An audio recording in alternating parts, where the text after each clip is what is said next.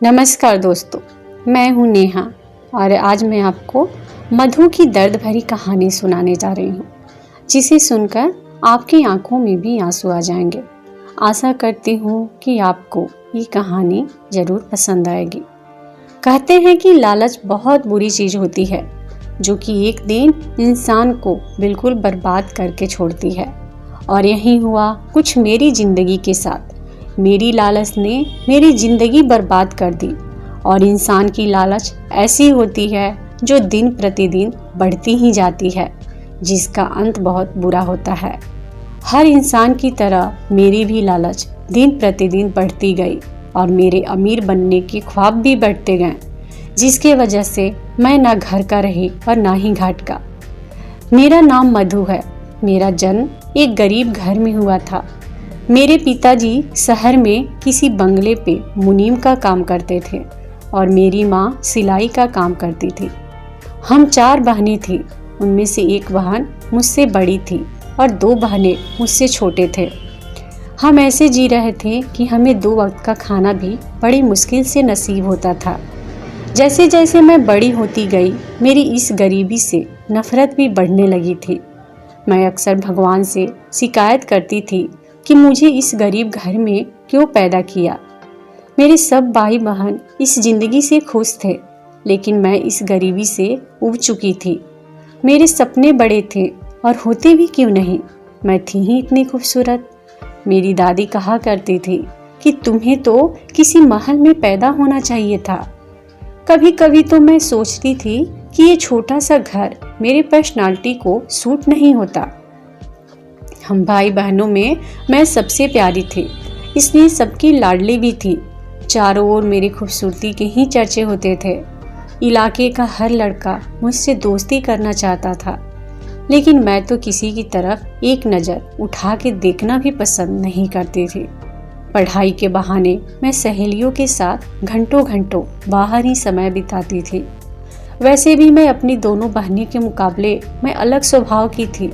मैं स्कूल में भी किसी गरीब लड़के से दोस्ती नहीं करती थी। सिर्फ अमीर घर की लड़कियों से ही मेरी दोस्ती थी। मैं उनके आगे पीछे घूमती फिरती थी और उनकी तरह रहने की कोशिश करती थी। घर में किसी भी काम को हाथ तक ना लगाती थी, बल्कि सारा का सारा समय सजने संवरने में ही लगाती थी। यूं ही वक्त गुजरता गया। मैं हर वक्त यही सोचती कि काश मैं अमीर होती, मेरे पास भी ढेर सारी दौलत होती। मैं गाड़ियों में सफ़र करती, मेरे आगे पीछे भी नौकरों की लाइन लगी होती। मैं रोज़ नया नया तरीका सोचती कि मैं कैसे रातों रात अमीर हो जाऊं, ताकि इस गरीबी से छुटकारा पा सकूं। लेकिन हर बार मुझे नाकामी का सामना करना पड़ता था। फिर मैंने स्कूल के बाजू के दुकान वाले से दोस्ती कर ली। उसका ये फ़ायदा हुआ कि मैं कभी भी उससे फ्री में सामान लेने लगी। इसी तरह मैंने स्कूल और मोहल्ले में काफ़ी लड़कों से दोस्ती बना ली। हर एक से मोहब्बत के झूठे दावे करती। हर रोज़ मैं स्कूल से छुट्टी करके किसी न किसी लड़के के साथ घूमती और फिर उनसे नई नई फरमाइशें किया करती। मैं वो सारी चीज़ें छुपा देती, इसलिए घर में किसी को शक भी नहीं होता। मतलब निकलने के बाद मैं उन लड़कों को छोड़ देती थी। एक बार एक लड़का कुछ ज़्यादा ही सीरियस हो गया था, मगर मैंने उसे धमकी दी कि मेरा पीछा छोड़ दे, वरना मैं पूरे मोहल्ले में शोर मचा दूंगी। सब ठीक ठाक चल रहा था, लेकिन मुझे अब कोई बड़ा हाथ मारना था। कुछ ऐसा करना था कि मेरी इन गरीब 2 टकों के आशिकों से जान छूट जाती। ये उन दिनों की बात है जब मैं मैट्रिक पूरी होने के बाद जीत करके कॉलेज में दाखिला ले लिया। कॉलेज की रंगीन दुनिया ने मेरे सपनों को और बढ़ावा दिया। अब मुझे कुछ ऐसा करना था कि दौलत का अंबार मेरे हाथ लग जाए। मेरी कुछ सहेलियां भी ऐसे ही करती थी। उनकी देखा देखी मैं भी सोचने लगी कि किसी अमीर लड़के से दोस्ती कर लेनी चाहिए। और फिर समय ने मुझे एक सुनहरा मौका भी दे दिया। मैं एक दिन कॉलेज से घर आई तो मेरी एक दोस्त ने कहा कि हमारे मोहल्ले में एक खूबसूरत लड़का किराए पर रहने के लिए आया है। लेकिन मैंने ये सोच के उसके बातों पर ध्यान नहीं दी कि इस गरीब मोहल्ले में अमीर लड़का थोड़े न रहने आएगा। शाम को जब मैं छत पर गई तो मेरी नज़र सामने वाले घर के छत पर पड़ी। जहाँ पर एक लड़का फ़ोन पर किसी से बात कर रहा था। दिखने में तो एक अमीर खानदान का लग रहा था और खूबसूरत भी था। मेरे दिमाग ने काम करना शुरू कर दिया। मैंने सोचा कि अगर मैं इस लड़के से दोस्ती कर लूं तो किसी चीज़ की कमी नहीं होगी। मैं इसी सोच में गुम थी कि माँ ने नीचे से मुझे आवाज़ लगाई तो मैं सीढ़ी की तरफ बढ़ी। तब मुझे महसूस हुआ कि वो मेरे तरफ ही देख रहा है और फिर ये सिलसिला शुरू हो गया। मैं रोज़ रात को हवा खाने के बहाने छत पर जाती तो वो लड़का भी छत पर मौजूद होता। वो मुझे देखकर मुस्कुराता और मैं भी मुस्कुरा देती थी, लेकिन अभी तक हम दोनों के बीच कोई बात नहीं हुई थी। एक दिन मैंने कॉलेज से छुट्टी कर ली। इस 10 बजे जब मैं बाहर आई तो माँ कपड़े धो रही थी। माँ ने मुझे देखकर कहा कि मधु बेटा, नाश्ता होने के बाद जरा कपड़े छत पर सुखाने के लिए डाल देना, मेरे कमर में थोड़ा दर्द हो रहा है। ये सुनकर मैं बाल्टी लेकर छत पर आ गई। आसपास के छतों पर पतंगबाजी हो रही थी। तभी अचानक एक पतंग मांझे के साथ हमारे छत पर आकर अटक गई। मैंने उस पतंग को छुड़ाने के लिए पकड़ा तो मैंने देखा कि उस पर एक फ़ोन नंबर लिखा हुआ था। मैंने सामने देखा तो वहीं किराएदार लड़का छत पर खड़ा था। उसने अपना नंबर और नाम लिखकर भेजा था, जिसका मतलब था कि पतंग जानबूझकर यहाँ फेंकी गई है। उसका नाम युवराज था।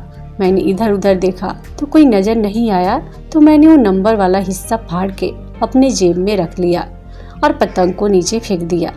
जब मैं घर में आई तो मेरा दिल जोर जोर से धड़कने लगा, क्योंकि ऐसी पहली बार होने जा रहा था कि इससे पहले मैंने किसी अनजान लड़के से बात नहीं की थी।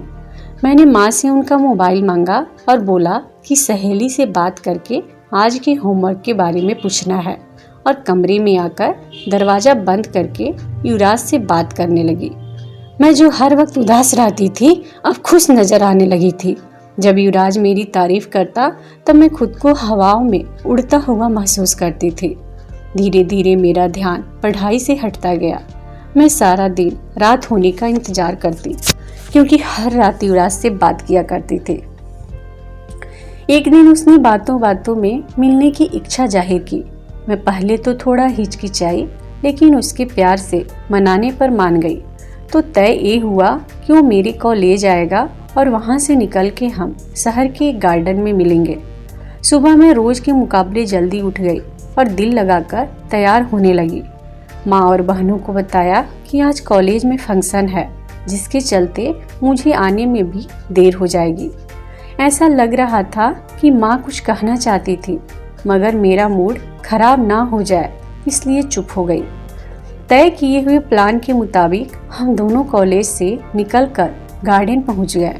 युवराज ने मुझे गिफ्ट में एक मोबाइल और कुछ चीज़ें दी, और बहुत सा वक्त गुजारने के बाद उसने मुझे कॉलेज के पास लाकर छोड़ दिया।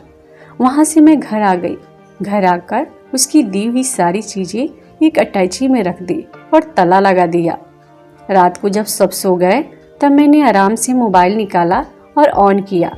युवराज ने उसमें सिम कार्ड लगा के भी दिया था। मैंने चुपके से युवराज को कॉल किया। जब से खुद का मोबाइल मिला था तब से हम पहले से और ज़्यादा बातें करने लगे थे। वो मुझे बड़े महंगे महंगे तोहफे दिया करता। मुझे उसके पैसों के सिवा उससे कोई मतलब भी नहीं था। इन्हीं दिनों में दीदी की शादी एक लड़के से तय हो गई, जो कि एक किराने की दुकान चलाता था। महीने के अंदर ही दीदी की शादी हो गई। पिताजी के एक दोस्त ने बचपन से ही अपने लड़के के लिए मेरा हाथ मांग रखा था, लेकिन मैं हमेशा अमीर घराने के सपने देख रखी थी। इसलिए जब भी मेरी शादी की बात होती तो मैं साफ इनकार कर देती। मेरा दिल अभी युवराज से भी उबने लगा था, जिसका कारण दीदी के रिश्तेदारों का लड़का रंजीत था। रंजीत को मैंने दीदी की शादी में देखा था। वो एक मल्टीनेशनल कंपनी में मैनेजर था और उसका पगार भी तगड़ा था। उसके पिताजी बिजनेसमैन थे और बहुत अमीर भी, इसलिए रंजीत मेरे लिए बेहतर था। अब मैं युवराज से पीछा छुड़ाने का सोचने लगी। युवराज भी शायद समझ चुका था, लेकिन वो छोड़ने के लिए तैयार नहीं था। अभी तक उसने इसी उम्मीद से मुझ पे पैसे खर्च किए थे कि मैं उससे शादी करने वाली हूँ, लेकिन अब मैं उसे टालने लगी थी। और नए नए बहाने बना के दीदी के यहाँ ठहरने जाती ताकि रंजीत पर डोरे डाल सकूं।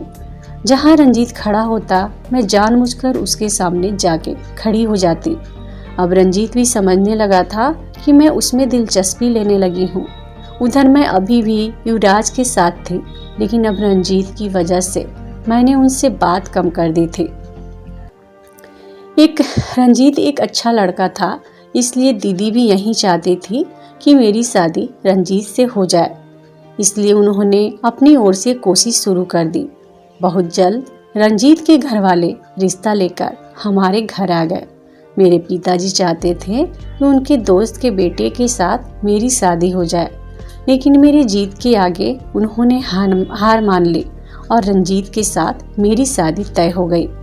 मेरी शादी तो अमीर घराने में तय हो गई, लेकिन मुझे अब युवराज का टेंशन था कि अगर उसे मालूम पड़ गया तो कोई हंगामा न खड़ा कर दे मोहल्ले में, क्योंकि मोहल्ले में ही रहता था तो खबर तो ऐसे भी मिलने वाली थी। मैंने बहुत कोशिश की कि उसे पता ना चले, लेकिन एक दिन उसे पता चल ही गया। उसने फ़ोन किया तो काफ़ी गुस्से में था। कहने लगा कि मैंने सुना है कि किसी अमीर घराने में तुम्हारी शादी हो रही है। मैंने झूठ बोल दिया कि मेरी छोटी बहन का रिश्ता तय हुआ है, मेरी शादी तय नहीं हुई है। ये सुन के उसे तसल्ली हुई। कहने लगा कि मैं तुमसे सचमुच शादी करना चाहता हूँ। अगर तुमने किसी और के बारे में सोचा तो तुम्हारे घर वालों को सब कुछ सच सच बता दूंगा। मैंने बड़ी मुश्किल से जान छुड़ाकर फ़ोन बंद किया और सोचने लगी कि अब इससे पीछा छुड़वाना ही पड़ेगा। ये ना तो किसी दिन घर आके मेरी पोल खोल दे। यूँ मेरे शादी के दिन भी करीब आते गए। मेरे दिल में डर बढ़ने लगा कि युवराज को पता चल गया तो क्या होगा। उसकी दी हुई धमकी से मुझे डर भी लगने लगा था। मैंने घर से निकलना बंद कर दिया और जैसे जैसे मेरी शादी के दिन नज़दीक आते गए वैसे वैसे मेरी परेशानी भी बढ़ती गई। इसी दौरान मैंने फ़ोन पे युवराज से रिश्ता तोड़ लिया। वो मुझे रोज़ कॉल करता, लेकिन मैं बात नहीं करती। आखिर मेरी शादी का दिन भी आ गया। मुझे टेंशन हो रहा था कि उसकी वजह से मेरी शादी ना टूट जाए, कहीं वो आकर सबको ना बता दे। उसकी धमकी अगर सच साबित हुई तो ना सिर्फ मेरी शादी टूट जाती, बल्कि मैं बदनाम भी हो जाती। आखिर मैंने एक योजना बनाई और शादी के पहले उसको मैसेज किया कि मेरे घर वाले मेरी बहन के साथ साथ मेरी भी शादी कर रहे हैं। वो पढ़कर परेशान हो गया और कहने लगा कि तुम इनकार कर दो। मैंने जवाब में उसे कहा कि नहीं, हम भाग जाएंगे, तुम आकर मुझे ले जाओ। वो मान गया और कहने लगा कि ठीक है, मैं आता हूँ। उसको मैसेज करने के बाद मैंने अपनी बहन को कहा कि ये चादर लो और घर के पिछले साइड पर चली जाना। दोस्तों, इस कहानी की आगे का भाग यानी कि अंतिम भाग मैं आपको अपने अगले वीडियो में बताऊंगी। इसलिए अगर आपने अभी तक मेरे चैनल को सब्सक्राइब नहीं किया है तो मेरे चैनल को सब्सक्राइब करके घंटी के बटन को जरूर दबाइएगा, ताकि जब भी मैं इस कहानी का अंतिम भाग की वीडियो अपलोड करूंगी तो उसका नोटिफिकेशन मिलेगा आपको सबसे पहले। इस वीडियो को देखने के लिए आपका बहुत बहुत धन्यवाद।